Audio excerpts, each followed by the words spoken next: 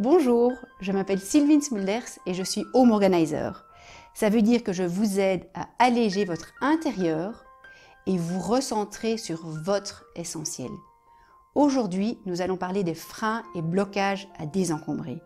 Parce que s'il y a encore beaucoup d'affaires chez vous, c'est que vous n'avez pas encore réussi à enlever tout et donc il y a des raisons à ça et nous allons voir ça aujourd'hui. Les deux premières raisons sont assez liées. Le manque de temps et l'ampleur de la tâche. En effet, notre habitat, que ce soit un appartement ou une maison, a pris des mois, voire des années à se remplir.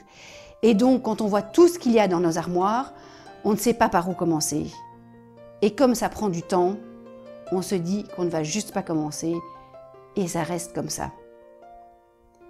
Une autre raison, c'est garder au cas où. Est-ce que ça vous parle ? Est-ce que vous avez aussi des objets dans vos armoires que vous gardez depuis longtemps et parfois très longtemps en vous disant que ça servira peut-être un jour. Mais ce jour-là, il n'est pas encore arrivé.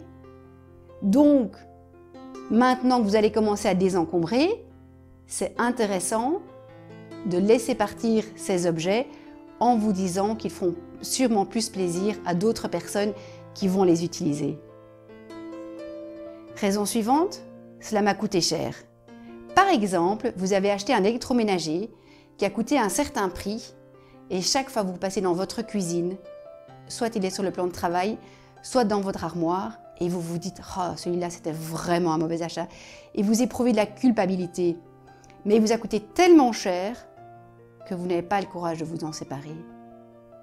Mais je vous garantis que si vous prenez la décision de vous en séparer, vous allez être libéré de cette culpabilité. Et ça, vraiment, ça va vous procurer un sentiment agréable.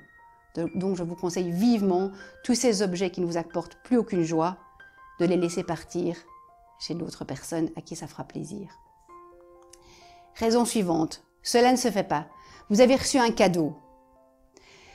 Et ce cadeau, en fait, il ne vous plaît pas vraiment. Mais vous n'avez pas envie de faire de la peine à un membre de votre famille, à un ami qui vous l'a offert. Et donc, du coup, vous le gardez. Et chaque fois que vous le voyez, vous êtes là, oh là là là là, il est encore là, celui-là. Eh bien, ne pensez-vous pas qu'à un moment, c'est bien de s'en séparer, que la personne qui vous l'a offert n'a pas envie que vous considériez son cadeau comme un boulet? C'est valable aussi pour des affaires de famille.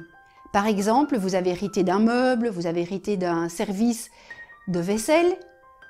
Tout ça est très beau, mais ça vous ne fait pas vraiment plaisir.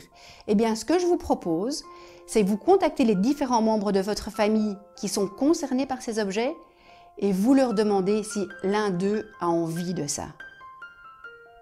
Et si personne n'en a envie, sentez-vous libre de faire circuler cet objet également. Vous n'êtes pas un musée familial. Peur du vide. Les objets nous entourent, ils nous tiennent compagnie. Les objets peuvent aussi nous empêcher de retourner à notre essentiel, parce qu'il y en a tellement qui prennent notre attention. Donc c'est intéressant aussi, pour cette raison, de pouvoir se séparer de certains de ces objets.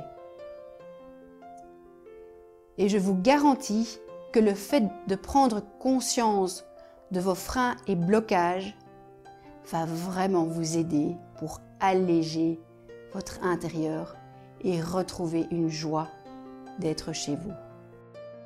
Merci de partager cette vidéo le plus possible si elle vous a parlé.